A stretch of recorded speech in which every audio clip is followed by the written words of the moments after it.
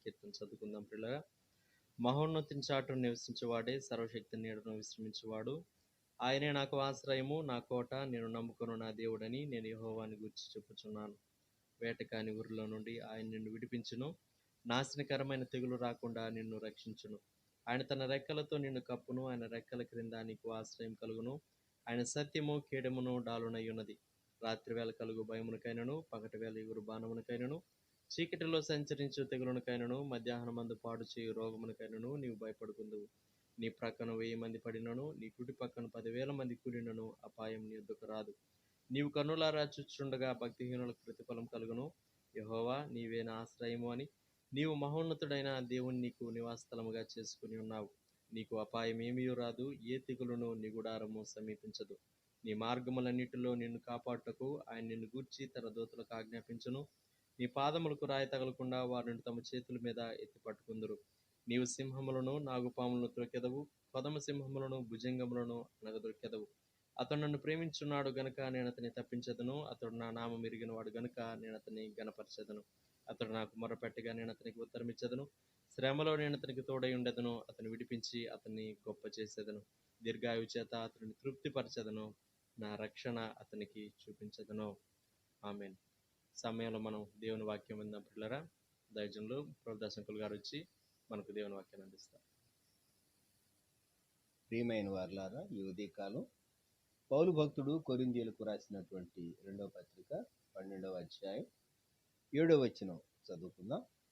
నాకు కలిగిన ప్రత్యక్షతలు బహు విశేషముగా ఉన్నందున నేను అత్యధికముగా హెచ్చిపోకుండా నిమిత్తము నాకు శరీరములో ఒక ముళ్ళు, నేను అత్యధికముగా హెచ్చిపోకుండా నిమిత్తము నన్ను నలుగగొట్టుటకు సాతాను యొక్క దూతగా ఉంచబడింది.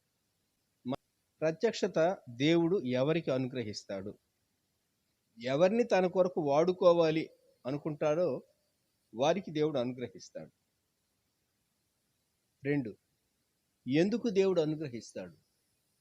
అక్కడ అవసరత ఉన్నప్పుడు దేవుడు ఖచ్చితంగా ఆ వ్యక్తి అందుకొనగలడు, లోబడగలడు అనుకుంటే ప్రత్యక్షత ఇస్తాడు. కొన్ని మార్లు తన కృపను బట్టి కూడా ప్రత్యక్షత దేవుడు ఇస్తాడు. వ్యక్తి దాన్ని అందుకోవచ్చు, అందుకోలేకపోవచ్చు, లోబడవచ్చు, లోబడకపోవచ్చు, నిలుపుకోవచ్చు, నిలుపుకోలేకపోవచ్చు. కొన్ని మార్లు దేవుడు ఇచ్చేటటువంటి ప్రత్యక్షత దర్శనం అది మనిషి లోబడితే దేవుని చిత్తం నెరవేర్చగలడు, లోబడకపోతే దేవుని చిత్తం ఆ విషయంలో ఆ వ్యక్తి పట్ల ఆ వ్యక్తి ద్వారా నెరవేరు. పౌలు భక్తుని యొక్క ప్రాముఖ్యమైన ప్రత్యక్షతలు దమస్కు మార్గంలో తాను దేవుని చేత, యేసుక్రీస్తు ప్రభు చేత, పునరుద్ధానుడైన ప్రభు చేత సంధింపబడినటువంటి భాగం మనము జ్ఞాపకం చేసుకుంటే, యేసుక్రీస్తు ప్రభు ప్రత్యక్షమయ్యాడు. తను స్వరం ద్వారా మాట్లాడాడు. ప్రభు యొక్క ప్రత్యక్షత తాను పొందాడు. ఆకాశము నుండి కలిగిన ఆ దర్శనము అని పౌలు గారు హెబ్రీ భాషలో నేను విన్నాను అని తాను చెప్పారు. అగ్రిప్ప ముందు తాను చెప్పారు, హెబ్రీ భాషలో నేను విన్నాను అని. కనుక దేవుడు అనుగ్రహించేటటువంటి ప్రత్యక్షతలు మనము గ్రహించవలసిన ఒక సత్యం. ప్రత్యక్షతలు అందుకోవాలని అందరికి ఆశ ఉండొచ్చు, కానీ దాని కొరకైనటువంటి వేల చెల్లించడానికి కూడా సిద్ధపడాలి. ప్రత్యక్షతలు అందుకున్న వారికి ఫ్లెష్, శరీరంలో అతిశయం కలిగే డేంజర్ ఉంటుంది. అందుకే దేవుడు ముళ్ళు పెట్టడానికి, వారు హెచ్చిపోకుండా, వారు తమ్మును తాము హెచ్చించుకొని పడిపోకుండా ముళ్ళు పెడతాడు. కనుక ప్రత్యక్షతలు అందుకోగోరేటటువంటి వారు ముళ్ళు, శ్రమ, బాధ అనుభవించడానికి కూడా సిద్ధపడితే అప్పుడు సమతూకం, ఈక్విలిబ్రియం మెయింటైన్ అవుతుంది. జ్ఞాపకం పెట్టుకోండి. పౌలు భక్తుని యొక్క ప్రత్యక్షతలు, తాను దమస్కు మార్గంలో పొందిన ప్రత్యక్షతను గురించి మనం మాట్లాడుకున్నాం. అలాగే అరేబియా దేశంలోనికి తాను వెళ్ళిన తర్వాత సంఘాన్ని గుర్చినటువంటి శ్రేష్టమైన ప్రత్యక్షత తాను పొందాడని ఎఫ్సి పత్రికలో, కొలసాయి పత్రికలో సంఘాన్ని గుర్చినటువంటి మర్మం, మునుపు ఉన్నటువంటి వారికి బయలుపరచబడినటువంటి శ్రేష్టమైనటువంటి మర్మం దేవుడు పౌరు భక్తునికి బయలుపరిచాడని మనము జ్ఞాపకం చేసుకున్నాం. ఆ 2 ప్రత్యక్షతలను గురించి మాట్లాడుకున్నాం. మూడవదిగా సేవా దర్శనం విషయం కూడాను మనం కొంత టచ్ చేశాం. అపోస్తల కార్య గ్రంథంలో 13వ అధ్యాయం మొదటి 3 వచనాల్లో దేవుడు చెప్పాడు, నేను వారిని ఒక పని కొరకు పిలిచాను, వారిని ప్రత్యేకపరచండి అని దేవుడు బయలుపరిచాడు. పరిశుద్ధాత్ముడు బయలుపరిచాడు. ఈ ప్రత్యక్షత ఎలా వచ్చిందో, ఈ ప్రవచనం ఎలా వచ్చిందో, మొత్తం మీద వారు ప్రభువును సేవించుచు ఉపవాసము చేయుచుండగా అని అపోస్తల కార్యం 13:2లో వ్రాయబడింది. అక్కడ బర్నబా ఉన్నాడు, సిమియోను ఉన్నాడు, తరువాత మనయేను ఉన్నాడు, సౌలు ఉన్నాడు. ఇంకా ఇతరులు కూడా కొందరు ఉంటారు అంతియోకేయులు. దేవుడు ఇద్దరినే పేరు పెట్టి నేను వారిని పిలిచినటువంటి పని కొరకు మీరు వారిని పంపించాలి అని సంఘానికి చెప్పాడు. వారు ఉపవాసం ఉండి ప్రార్థన చేసి చేతులుంచి వారిని పంపించారు, ప్రార్థించి.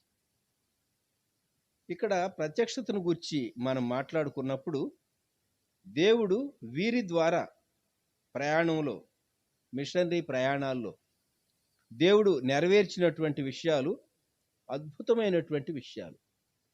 పౌలు భక్తుని యొక్క 3 మిషనరీ ప్రయాణాలు ఎంతైనా ధ్యానింపదగినవి. ఎన్నో పాఠాలు మనము ఈ దినాల్లో వాటి నుండి నేర్చుకోవచ్చు. ఈ దినాల్లో ఉన్నటువంటి టెక్నాలజీ ఆ దినాల్లో ఉండుంటే పౌలు గారు ప్రపంచాన్ని ఎన్ని మార్లు చుట్టుండేవాడో, ఎన్ని దేశాలకు సువార్త తీసుకుని వెళ్ళుండేవాడో. అయినా మొట్టమొదటి శతాబ్దంలో తాను సువార్తను తీసుకుని వెళ్ళినటువంటి ప్రాంతాలు, పరిచర్య చేసినటువంటి పద్ధతులు, అది దేవుడు బలపరిచాడు గనుక తాను చేయగలిగాడు. మానవ శక్తికి అతీతమైనటువంటిది, మానవ జ్ఞానానికి అతీతమైనది. ఆ ప్రయాస చాలా గొప్పది. వ్యక్తిలో సమర్పణ లేకపోతే దేవుడు వాడుకోలేడు. వ్యక్తిలో పరిశుద్ధత లేకపోతే దేవుడు వాడుకోలేడు. పౌలు భక్తుడు తాను సేవా దర్శనాన్ని తాను పొంది తాను చేసినటువంటి సేవ కూడా ఒక దర్శనం, విజనరీ మినిస్ట్రీ తాను చేశాడు అని మనకు అర్థమవుతుంది. రెండో మిషనరీ ప్రయాణాన్ని గురించి మనం మాట్లాడుకుంటే 16వ అధ్యాయంలో వారు బితూనీకు వెళ్ళాలి అనుకున్నారు. 6వ వచనం, యేసు యొక్క ఆత్మ వారిని వెళ్ళనీయలేదని 7వ వచనం అపోస్తల కార్యం 16:7లో వ్రాయబడింది. కొన్ని మార్లు ఏదైనా సేవే కదా, ఎక్కడైనా సేవే కదా అనుకుంటూ ఉంటారు. ఏ వ్యక్తి ఎక్కడ దేవుని చిత్తాన్ని జరిగించాలి అనేది దేవునికి ఒక ప్రణాళిక ఉంటుంది. అది మనం జ్ఞాపకం పెట్టుకోవాలి, గ్రహించాలి. ఇక్కడ యేసుక్రీస్తు ప్రభు యొక్క ఆత్మ వారిని అడ్డగిస్తూ ఉన్నట్టు వారు ఫీల్ అయ్యారు. అంటే ప్రభువే కనిపించాడా? వెళ్ళొద్దని వారికి ఒక విధమైనటువంటి నడిపింపు వస్తూ ఉందా? అది ప్రత్యక్షతే. అంతేకాదు 9వ వచనం, త్రోయకు వారు వచ్చినప్పుడు మాసిదోనియా దేశస్థుడొకడు నిలిచి, నీవు మాసిదోనియకు వచ్చి మాకు సహాయము చేయమని తనను వేడుకొనుచున్నట్టు రాత్రివేళ పౌలునకు దర్శనము కలిగింది. అద్భుతం కదా! దేవుడు ఒక వ్యక్తిని చూపిస్తూ ఉన్నాడు, ఒక దర్శనం చూపిస్తూ ఉన్నాడు.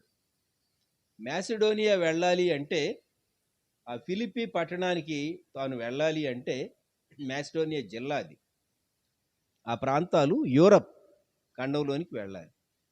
ఇప్పుడు అక్కడికి వెళ్ళి తాను సువార్తను చెప్పాలి.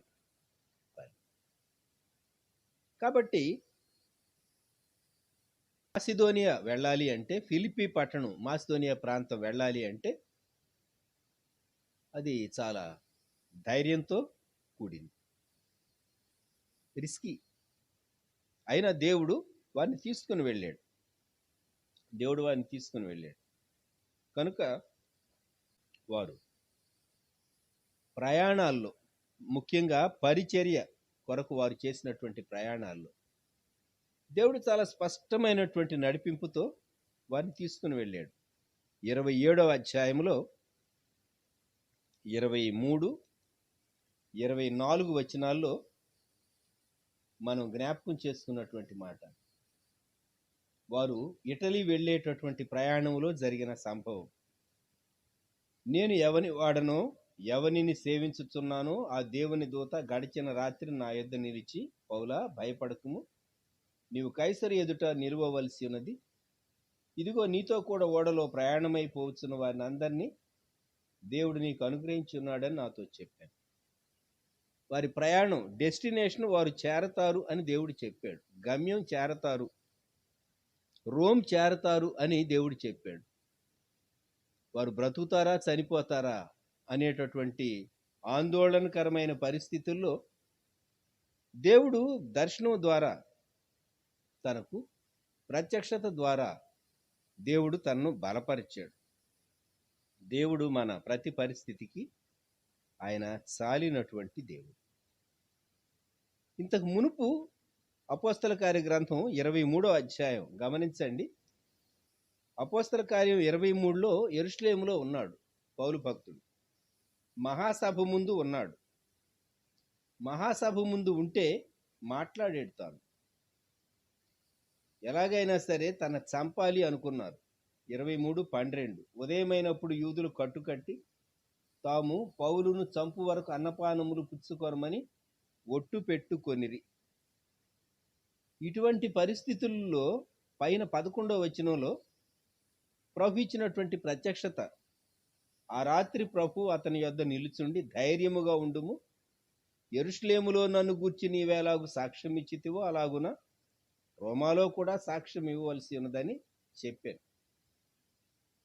కొన్నిసార్లు మన శక్తి, మన జ్ఞానం, మన ప్రణాళిక అన్ని ప్రక్కన పెట్టాలి. పౌలు నేను ఒంటరి వాడిని అని ఒకవేళ ఆ ఫీలింగ్ తనకు వస్తూ ఉన్నదేమో. అయితే దేవుడు తనతో మాట్లాడుతూ ఉన్నాడు. నువ్వు ఇక్కడ ఎలాగూ ధైర్యంగా చెప్పేవో అలాగూ నీవు రోమ్లో కూడా చెప్పవలసి ఉన్నది. ప్రత్యక్షత అనేది ఒక వ్యక్తి యొక్క మనస్సును బలపరుస్తుంది, ఆత్మను ఉజ్జీవింపు చేస్తుంది. జ్ఞాపకం పెట్టుకుందాం. ఇంకా మనం అపోస్తల కార్య గ్రంథంలో ముందు తన మిషనరీ ప్రయాణాల్లోనికి వస్తే 17వ అధ్యాయంలోనికి వద్దాం. 17వ అధ్యాయంలో 6వ వచనం, దెస్సలోనికలో వారు ఉన్నప్పుడు వారికి ఒక బిరుదు వారి విమర్శకులు, వారిని క్రిటిసైజ్ చేసేవారు ఇచ్చారు. ఏమన్నారంటే, భూలోకమును తలక్రిందు చేసిన వీరు ఇక్కడికి కూడా వచ్చి ఉన్నారు. వీరిలో ఉన్నటువంటి దేవుని శక్తి, దేవుని ఆత్మ వ్యక్తుల జీవితాలను తాకి వారిని మార్చి వేస్తూ ఉన్నది. ఈ దినాల్లో ఈ శక్తి కొరవడుతూ ఉన్నది. ఎందుకో చెప్పమంటారా? మనుష్యులు మీడియాకు చాలా బాగా ఎడిక్ట్ అయ్యి వారి ఆత్మకు క్షేమం కలిగించనివి, వారి మనస్సుకు ఏదో తాత్కాలికంగా కొంత ఇన్ఫర్మేషన్ ఇచ్చేవి విస్తారంగా చూస్తూ ఉన్నారు. వారి ఆత్మకు ఏం ప్రయోజనం లేదు. వారి మనసుకు ఏవో కొన్ని సంగతులు తెలుస్తాయి. వారి సమయం వృధా అవుతుంది, వారి ఆత్మ బలహీనం అవుతుంది. గమనించండి, భూలోకాన్ని తలక్రిందులు చేసే శక్తి ఎలాగొచ్చింది? దేవుడు వారికి ఇచ్చినటువంటి పని గుర్చిన నిశ్చయత వీరు కలిగి ఉన్నారు. కనుక మనము గ్రహించవలసినటువంటి విషయాలు, మన జీవిత ప్రతి పరిస్థితికి, మన జీవిత ప్రయాణాలకు ఆయన చాలినవాడు, మన ప్రతి పరిస్థితికి ప్రభు చాలినటువంటి వాడు. ఆయన పౌలును అలాగూ దర్శనాలు ఇచ్చి బలపరిచాడు. సేవకులకే దర్శనాలు ఇస్తాడండి, నాకు ఇవ్వడు అని అనుకోకు. వ్యక్తిగతంగా నీకేది అవసరమో నీకు ఆ దర్శనం ప్రభు ఇస్తాడు. కొన్ని మార్లు నీవు ఒక ప్రయాణం చేయాలని సిద్ధపడుతూ ఉంటావు. దేవుని ఆత్మ నిన్ను ఆపివేసింది అనుకోండి, ఆగిపోవటం మంచిది. లిబర్టీ రావటం లేదు.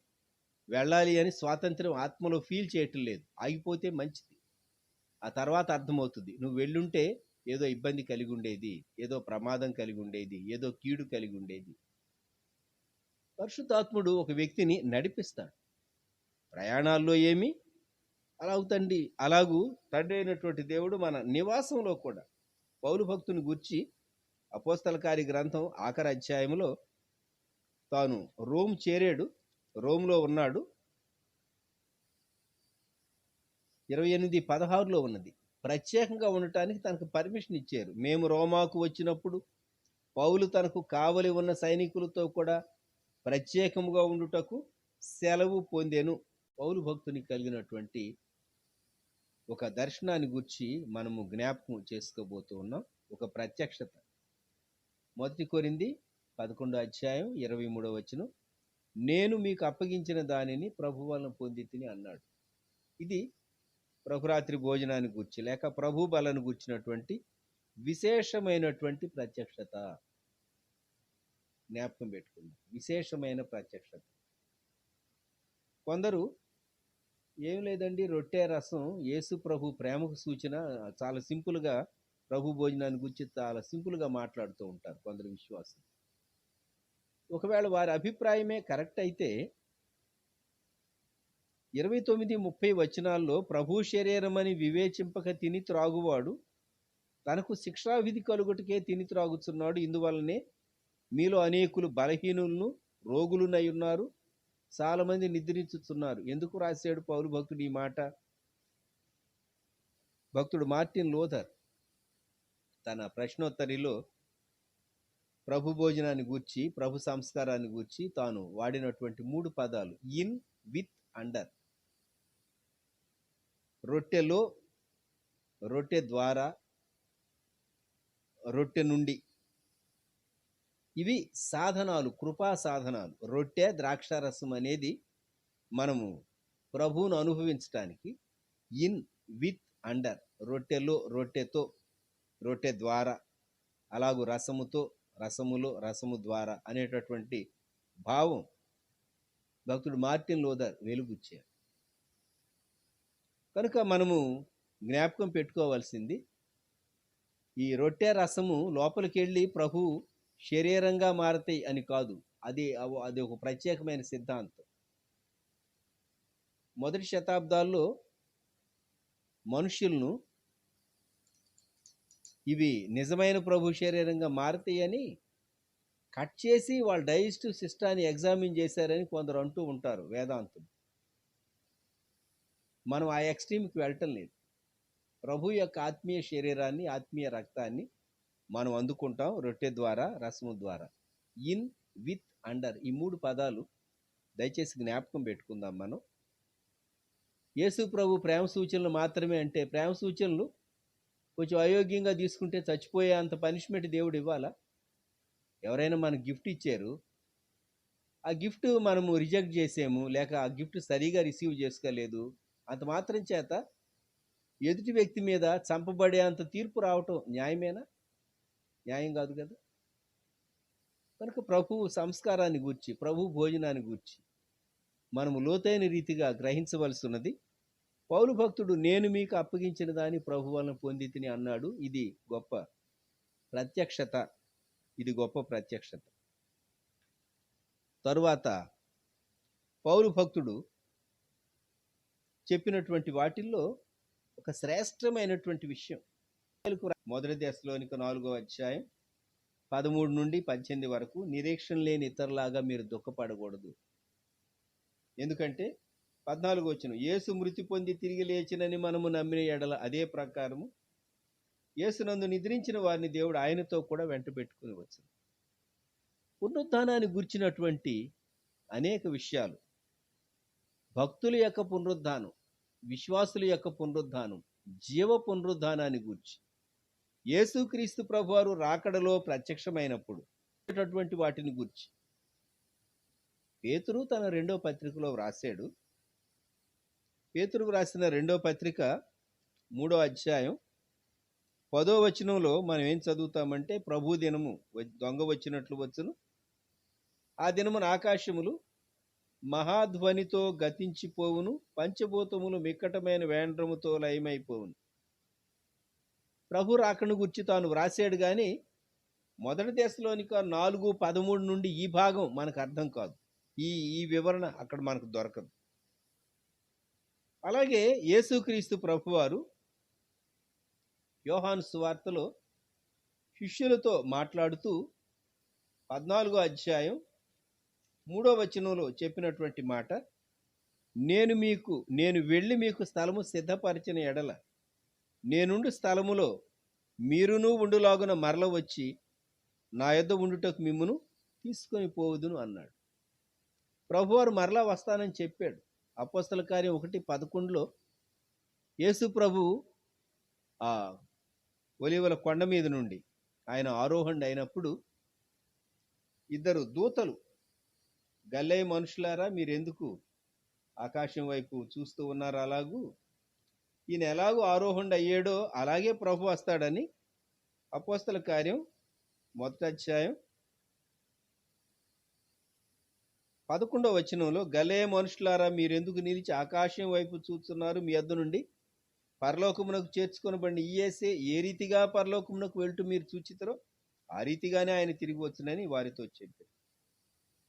అది ఒలీవల వనము లేక ఒలీవల కొండ దగ్గర జరిగినటువంటి సంభవం. ఈ రోజు కూడా మౌంట్ ఆఫ్ ఎసెన్షన్ మనం చూడవచ్చు. మౌంట్ ఆఫ్ ఎసెన్షన్ అక్కడ కట్టబడినటువంటి దేవాలయం. యేసు ప్రభు కరెక్ట్గా ఈ స్థలం నుండి ఆరోహణ అయ్యాడని ఒక స్థలాన్ని కూడా వారు లొకేట్ చేశారు.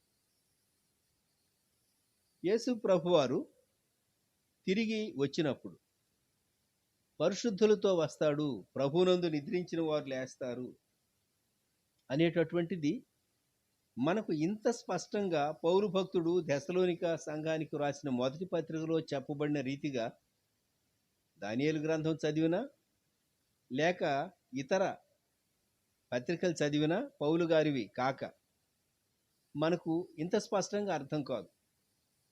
పౌలు భక్తుడు కొలసైలకు రాసినటువంటి పత్రిక 3వ అధ్యాయం 4వ వచనంలో ఈ మాట అంటాడు, మనకు జీవమై ఉన్న క్రీస్తు ప్రత్యక్షమైనప్పుడు మీరును ఆయనతో కూడా మహిమయందు ప్రత్యక్షపరచబడుదురు.